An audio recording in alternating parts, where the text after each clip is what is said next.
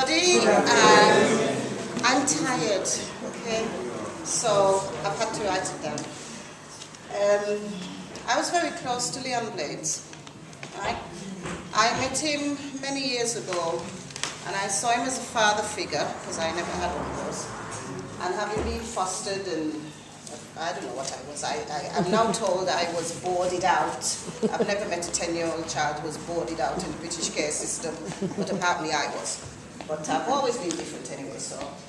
Leon was always there, encouraging. He had a lot to say about a lot of things, right? And he didn't mince his words. When you asked him how he was, he said, making the best of life. No matter how bad things were, he was making the best of life. If you said C to Leon, he said A, B, D, E. You had a whole story before and after, right? He never left you with what you started with. I wrote a book some time ago called Memories from Home, because I had these memories which I had to live on. I had nobody in England who knew me as a child, who knew anything about me, so I had to remember all my stories myself. And I wrote this book, and I said to Leon, can you read it, correct it, and give it back to me?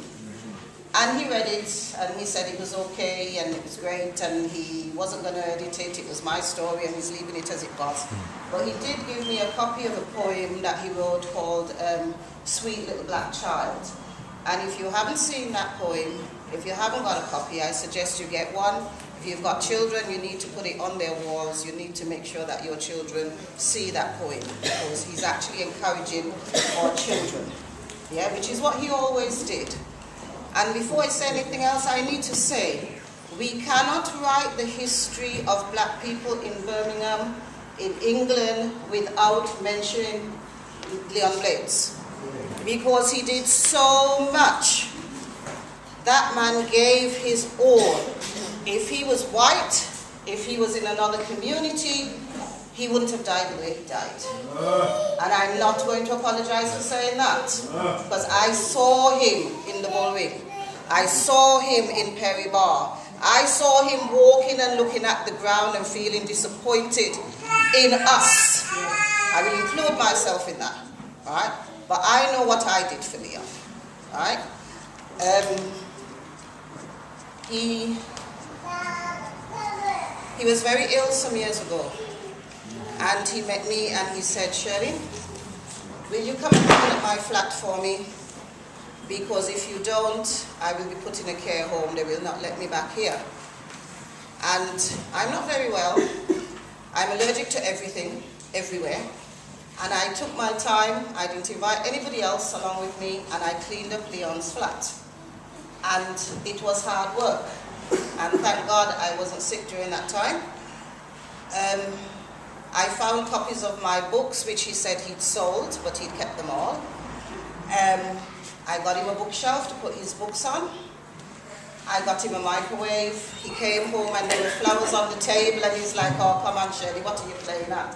I don't need all these things. And I'm like, you need to make this into a home. I then confided in a couple of other people, because I was concerned and I couldn't do it on my own.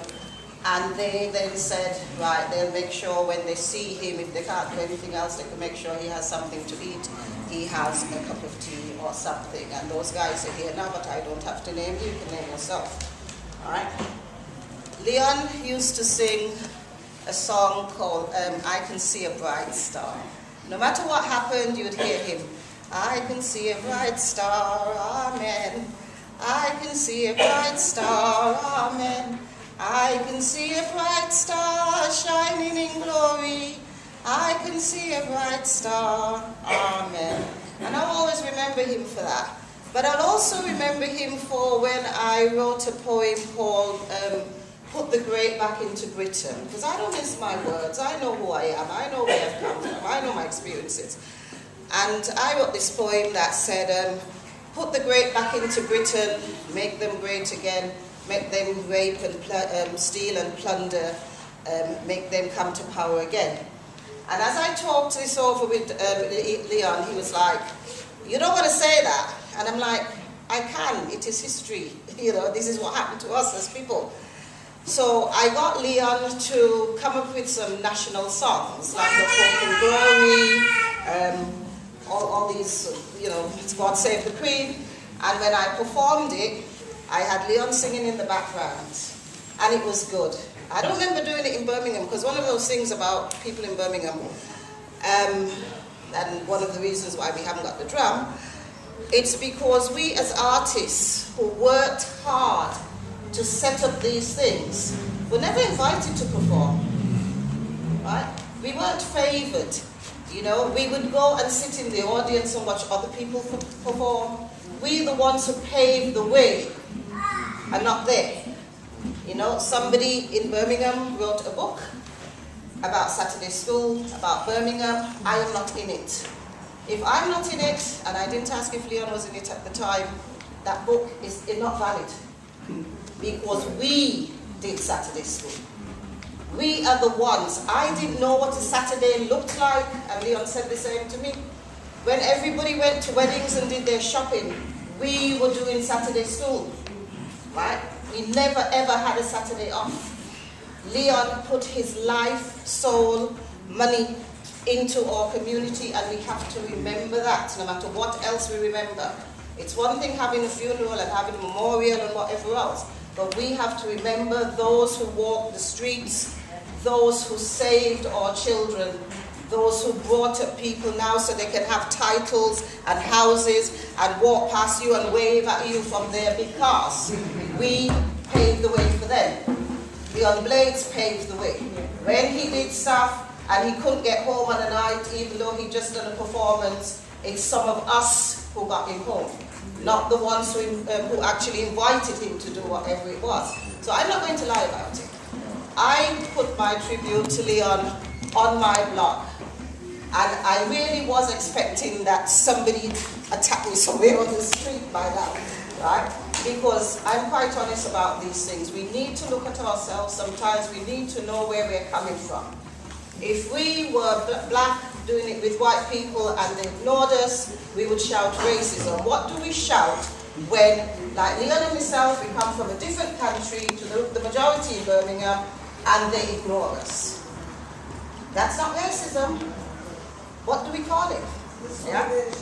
Right? It's still discrimination, but this nationalism that some people have in Birmingham has got to stop. When you're seen on the street, they do not see the country you come from. They see the fact that they don't want us here. And that was something that Leon kept saying over and over again. If he did not come from Trinidad, he'd have been up there with all the greats, getting paid, doing wonderful things. Right? Leon had a mental health problem. I am not going to deny it. Some of us would like to, but we're not going to deny it. Part of Leon's problem was he developed a mental health problem. He was in the mental health system. He worked with us. We did a lot of work with Leon, with people with mental health problems. He came and he performed at events. And every time we asked Leon to perform, we went out, we bought him clothes, we bought him food, and when he came to perform, we handed it all to him. And Tessa Lowe, who can't be here today, has sent her condolences because she did a lot for him. White, South African, racist as hell, but she did a lot for Leon Blades because she really admired his spirit and everything else. Chris Morgan and Pauline Morgan from Cannon Hill Writers Group have also sent their condolences because he wrote with them in Cannon Hill Park, at the Mac, and all the other places that he wrote in. Leon was a published writer, right? But in order to get published, sometimes he had to put his hand in his own pocket because when he needed the help to get published, again, he didn't always get it, right? So let's have a memorial. Let's honor him, but let's remember what he did. Let's be truthful and honest about what he did in and for this community. Leon Blades had no right dying the way he died. And I don't care who's vexed with me, you can't do me nothing. Yeah? Leon Blades should not have died the way he died because he did so much for our community that he should have been in his house with everybody lining up outside, bringing him his food, bringing him his clothes, taking him out and everything else. And it didn't happen. Leon travelled from Birmingham to London to hear me perform. Right? When Gilbert, which was on an island that I'm not even associated with, as most people tell me, when Gilbert happened in Jamaica, I raised loads of money. Right? I worked with the greats, all those black people you see on television nowadays.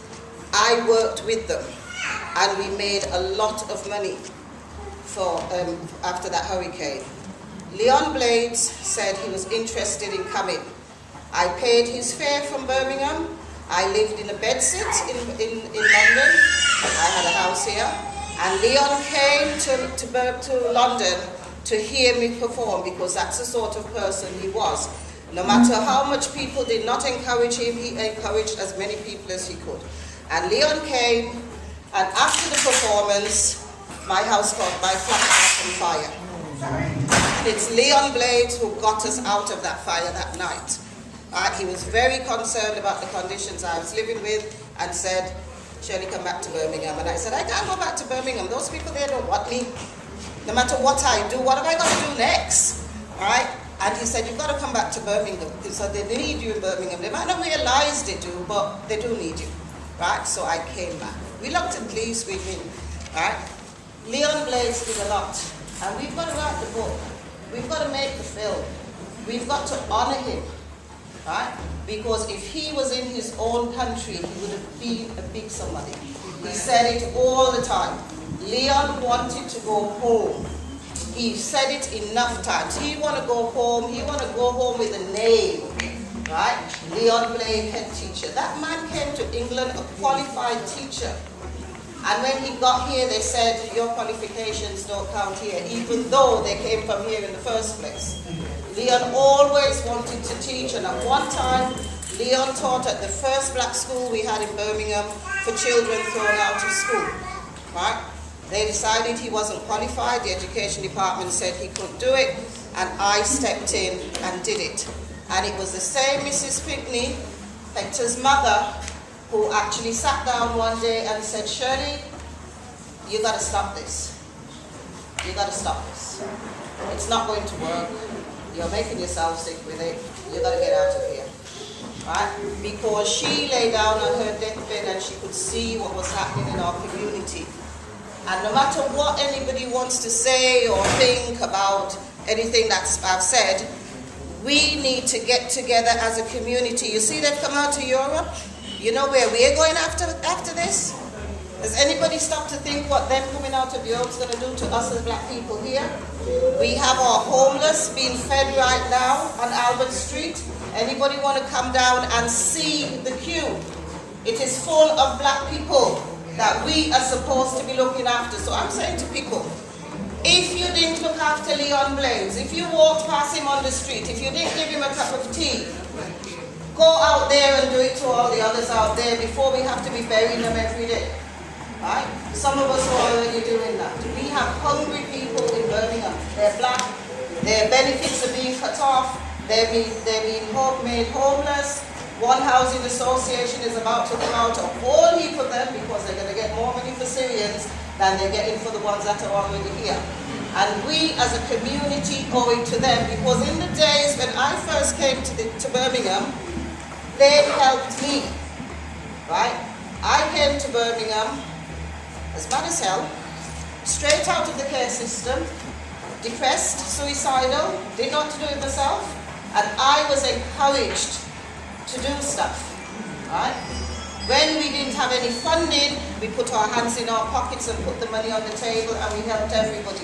We had prostitutes in this area that some of us cleaned up. We went out on the streets, we picked them up off Mayfield Road, we took them into 97 Leonard Road, and we said, why are you out there? Why are you doing this? Right? They needed money to feed their children and all that, and we gave them that. Right? So what's happened to us as a community? Now that we've got the national lottery and everything else, why aren't we looking after our own? What's wrong with us? You know, we've had our big houses, we've had our big cars, And we've realized that that's not what's needed in the world. So why aren't we looking after our own? Why did I have to come to Leon Blade's funeral today? Right? So who's vexed can be vexed, I don't care. Can't do me nothing. Right? So in honor of Leon Blades, let's get it together. Stop playing about with people's lives. Let's get it together. Let's give what we owe, because a lot of us owe a lot, and we need to give. We need to put it back in the community. You might not be Christian, but the Bible said give back a tenth. So if every one of us got up and started giving back, we won't have people like Leon walking through the streets stinking and dirty and hungry. Right? Yes, we're honoring him today. We had more food on our plate today than Leon used to get in a week. Right? And we need to know that. We need to know that. And who want to be vexed with me about it can be vexed with me. Leon Blades did not eat from one end of the week to the other sometimes. When Leon got fed up and he got drunk, Leon was in town being beaten up by police. Where was the rest of you? When the police were putting their feet in his head, where were the rest of you? It was just a handful of us who was left to look after Leon Blades. Right? So now I'm putting it out to you. We have a lot of Leon Blades out there now. Let's go and look after them. Let's go and look after them. That's it.